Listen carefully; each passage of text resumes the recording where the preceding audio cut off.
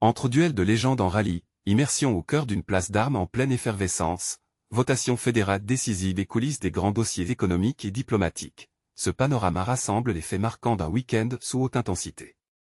Chronomètre égale 0.8 Hz. De Sébastien Ogier à Caravane FM, des initiatives, services citoyens, et, pour l'avenir, aux négociations sur les droits de douane. Et aux questions de sécurité nucléaire, chaque section déroule des informations concrètes qui dessinent le visage d'une actualité. À la fois sportive, politique et institutionnelle. De Sébastien au sommet du rallye mondial. Dans l'univers du rallye, une information précise se détache, Sébastien Ogier décroche son 9 titres mondial en WRC. Grâce à sa 3 places finales au rallye d'Arabie Saoudite, obtenu ce samedi au volant d'une Toyota. Ce résultat chiffré lui permet de rejoindre Sébastien Loeb au sommet du palmarès mondial, avec le même nombre de titres. La formule proposée pour illustrer la situation est simple, Sébastien égale Sébastien. Ogier égale Loeb.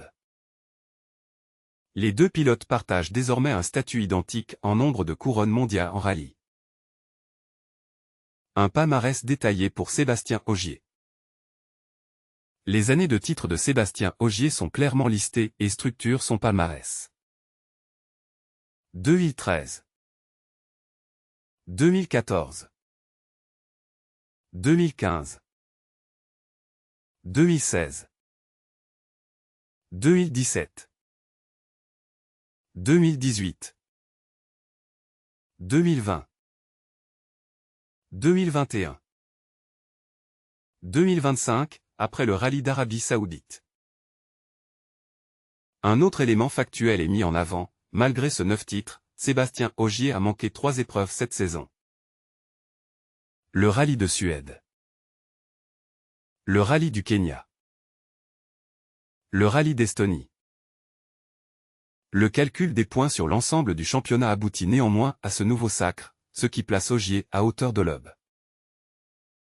Dans l'histoire du WRC du point de vue du nombre de titres. Un rallye d'Arabie Saoudite mouvementé. Le rallye d'Arabie Saoudite est décrit comme un événement riche en rebondissements et en crevaisons. Plusieurs faits ressortent de ce contexte sportif. Sébastien Ogier termine 3 de l'épreuve et s'assure le titre mondial. La victoire revient à Thierry Neuville, Hyundai, qui signe sa première victoire de la saison. La 2 place est occupée par Adrien Fourmeau, Hyundai. Un autre point marqué par les chiffres concerne l'équipage, pour Vincent Landais, copilote de Sébastien Ogier. Il s'agit de son premier titre mondial en WRC. Au même moment, Sébastien Loeb participe, pour le plaisir, au rallye du Var dans une Alpine à 110. Cette simultanéité illustre 2 manières d'être présent dans la discipline. D'un côté la quête de titre mondial, de l'autre la participation à un rallye national pour continuer à rouler. Une immersion dans le monde militaire avec Caravane FM. L'émission de la RTS Caravane FM propose une immersion dans le quotidien militaire à la place d'Armes de Bière, dans le canton de Vaud. Sur ce site, décrit comme la 2e plus importante place d'armes du pays, plus de 1000 recrues, soldats et officiers.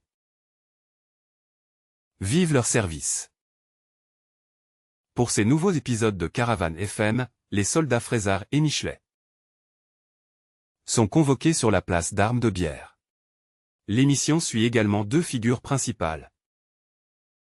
Lionel, qui redécouvre le lieu où il a fait ses classes.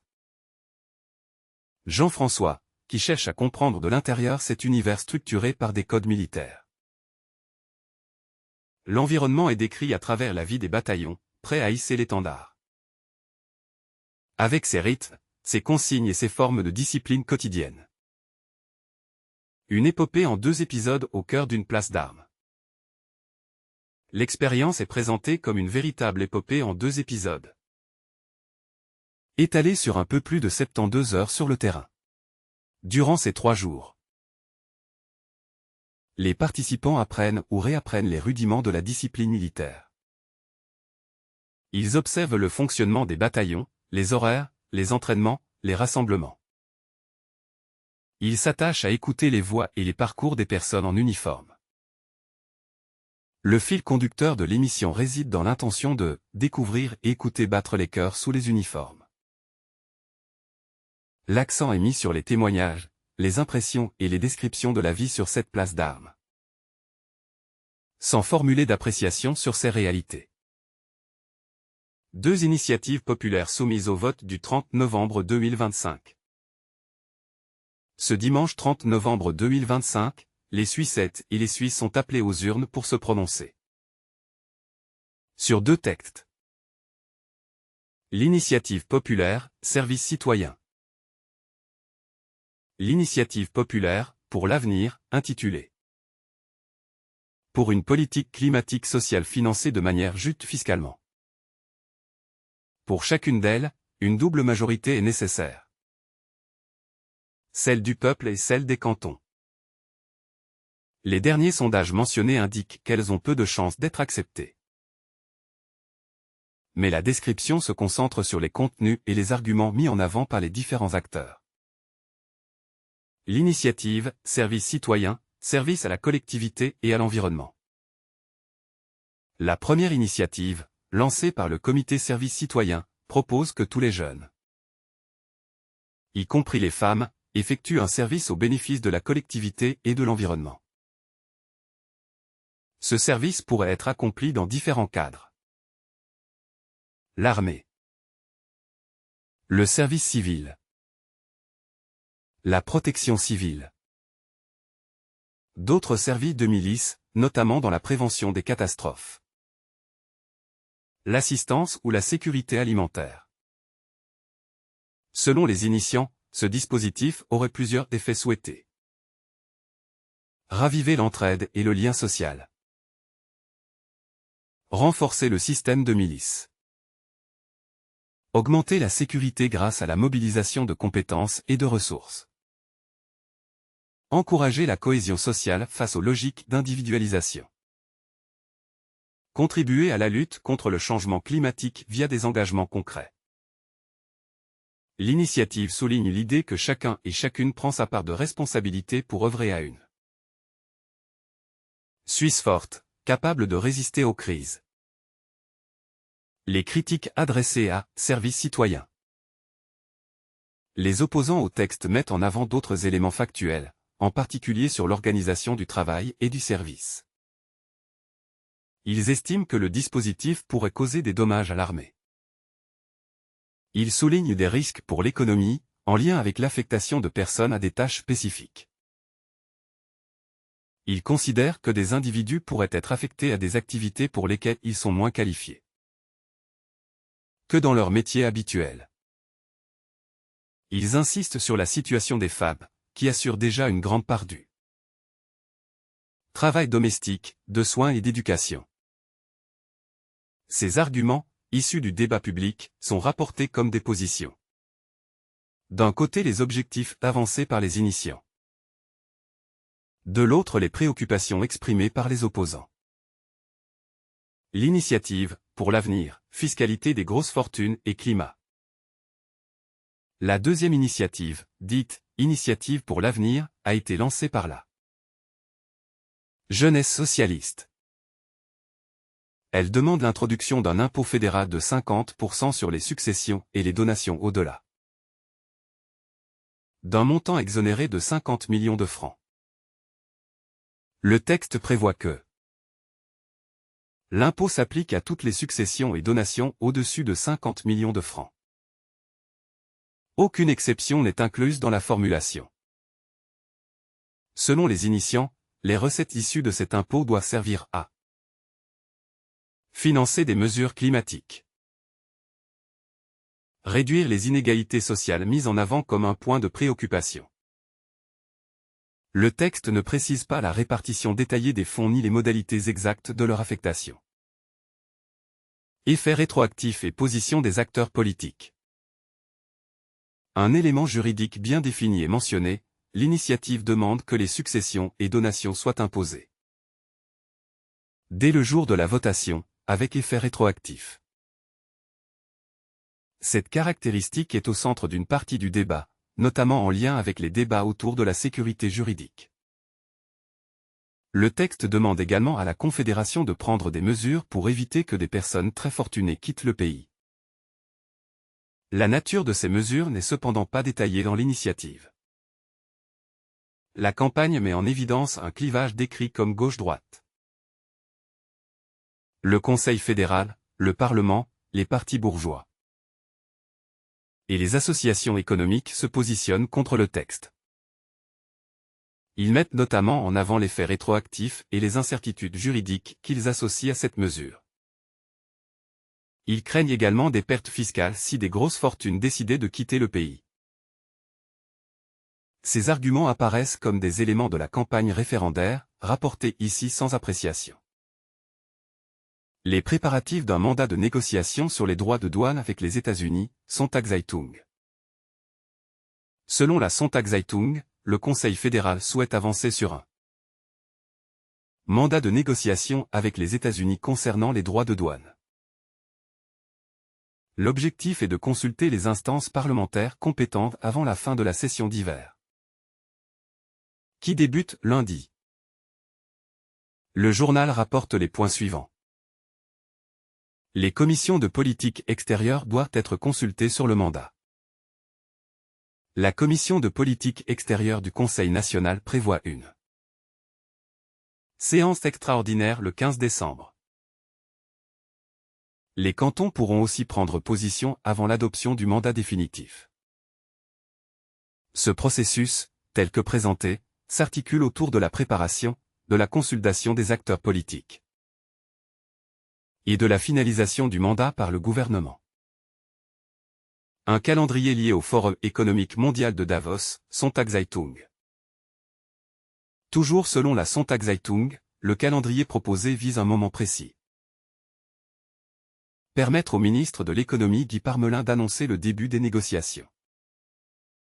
Au président américain Donald Trump. Cette annonce pourrait intervenir en janvier prochain dans le cadre du Forum économique mondial, WEF. À Davos, Gr. Les informations montrent ainsi l'articulation entre la préparation interne du mandat à Berne et sa mise en avant possible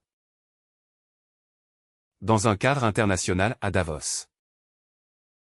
L'examen parlementaire de l'accord sur les droits de douane américains, Sonntagblick.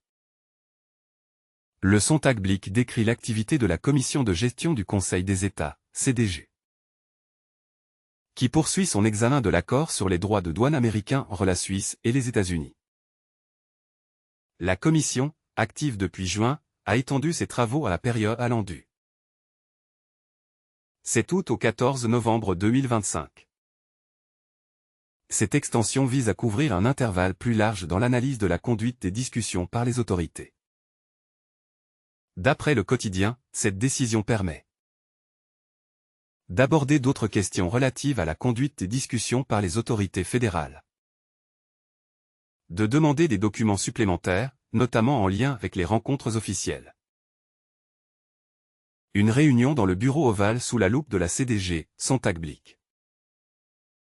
Le Sonntagblick mentionne en particulier l'intérêt de la Commission pour une réunion dans le bureau ovale entre une délégation économique suisse et le président américain Donald Trump. Un membre de la CDG explique dans le journal que les auditions et les demandes de documents doivent permettre de mieux comprendre la manière dont les discussions ont été menées, les interventions des différents acteurs impliqués, les conditions dans lesquelles certaines rencontres ont eu lieu. L'article met ainsi l'accent sur le rôle de contrôle parlementaire et sur la documentation des processus décisionnels. Renforcer le lobbying de la Suisse aux États-Unis, Sonntagblick. Toujours selon le Sonntagblick, Alfred Gannet, cofondateur du Fonds d'investissement Partners Group, a participé avec 5 autres dirigeants d'entreprises suisses à une réunion à Washington au début novembre avec le président américain. Cette rencontre avait pour but de relancer les négociations sur les droits de douane. Le journal rapporte que, dans ce contexte, Alfred Gannet souhaite renforcer de manière durable Le lobbying de la Suisse aux États-Unis. Un projet de société de lobbying financé par des fonds privés, Sontag-Blick. Selon le Sontag-Blick, ce projet repose sur plusieurs éléments. La recherche, avec d'autres représentants économiques, d'une société de lobbying. L'objectif d'établir des contacts ciblés avec les gouverneurs et les sénateurs des États fédérés américains ou des entreprises suisses sont actives. Alfred Gannet estime dans le journal que la Suisse dispose de trop peu de relations politiques et économiques. Aux États-Unis, alors qu'elle est le 6e investisseur étranger dans ce pays. Le projet est décrit comme financé par des fonds privés. Le secrétariat d'État à l'économie, SECO, a été informé de cette démarche. Accord de libre-échange avec la Chine et sanctions envers des banques chinoises, NZZ Sontag. D'après la NZZ Sontag, la Suisse n'a pas sanctionné 2 banques chinoises. Accusées d'avoir aidé la Russie à contourner les sanctions mises en place après l'invasion de l'Ukraine.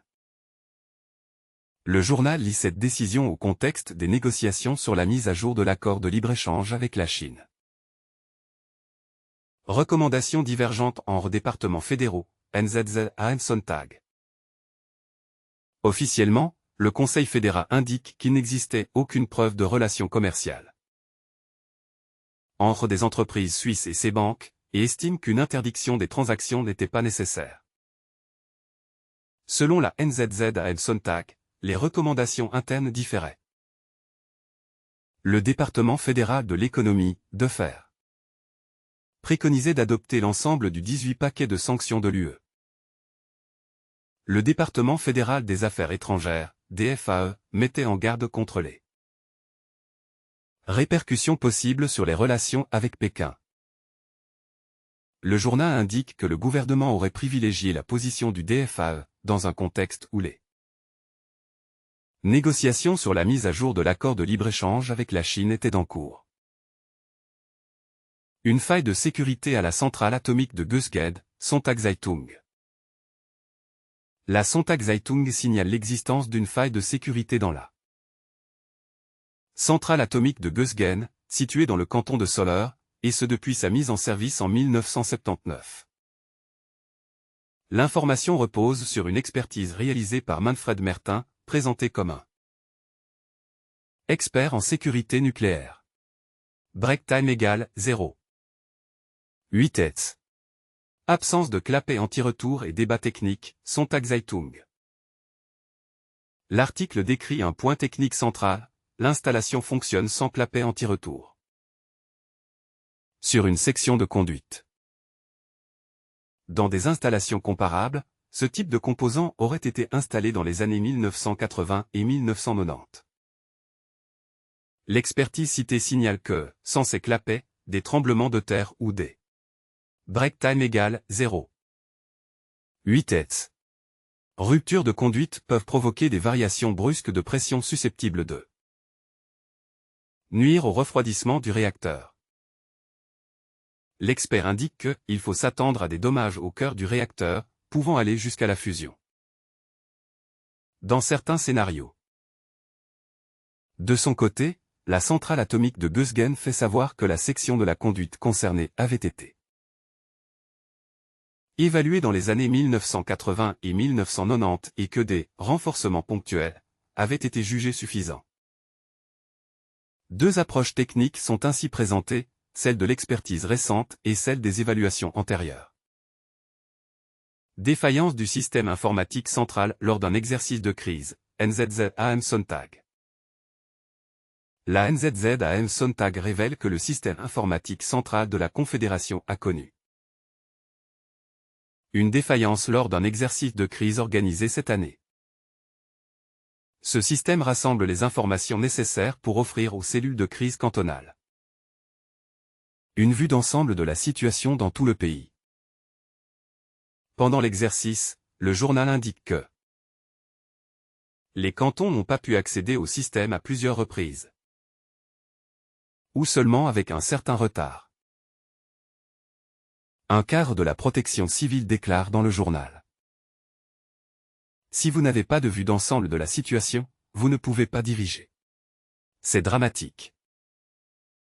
Cette phrase souligne, du point de vue de cet interlocuteur, l'importance opérationnelle de l'outil. Réaction de l'OFPP et précédent lors d'un exercice antérieur, NZZ AM Sonntag.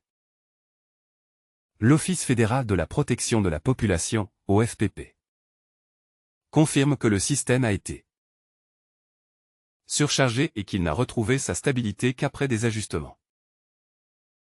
La NZZ AM Sonntag ajoute que des perturbations similaires s'étaient déjà produites lors de l'exercice 2024. L'article décrit ainsi la répétition de problèmes techniques lors de 2 exercices consécutifs, sans les commenter davantage.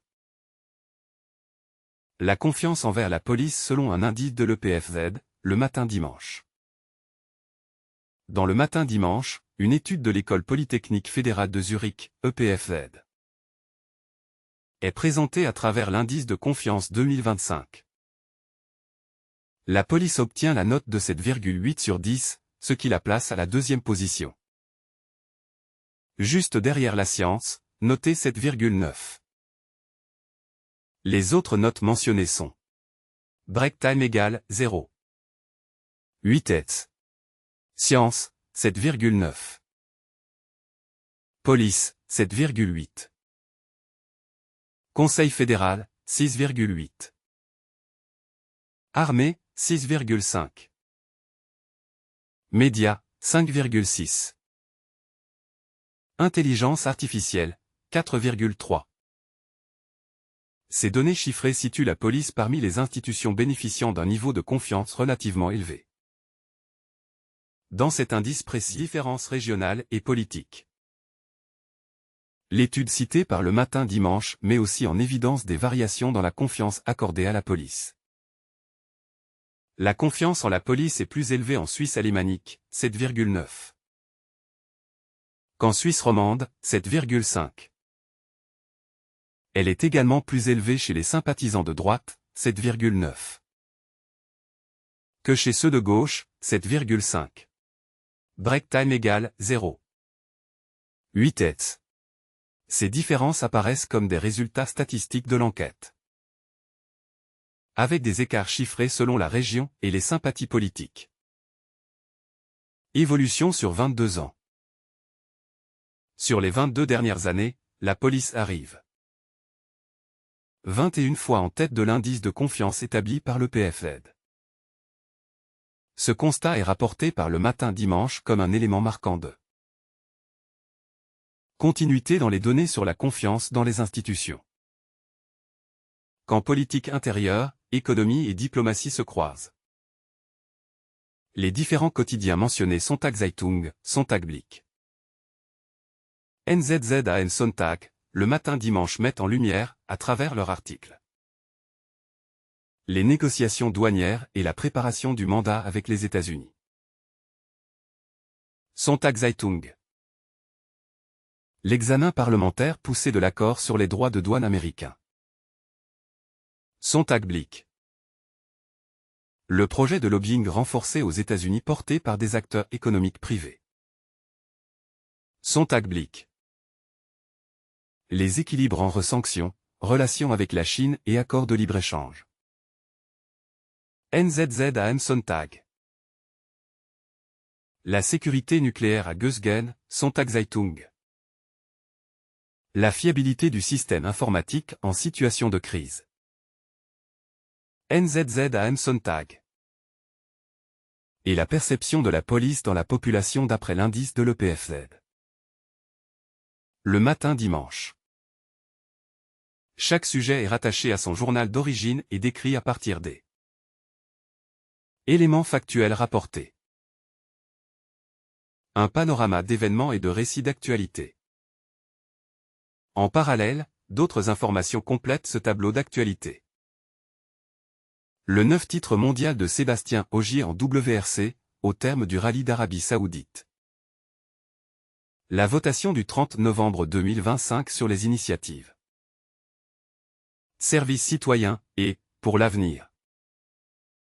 Et l'immersion radiophonique à la place d'armes de bière avec RTS Caravane FM. L'ensemble compose un panorama d'événements, de décisions, de projets, de résultats sportifs et de programmes médiatiques, présentés avec les chiffres, dates, lieux et formulations fournis par les différentes sources.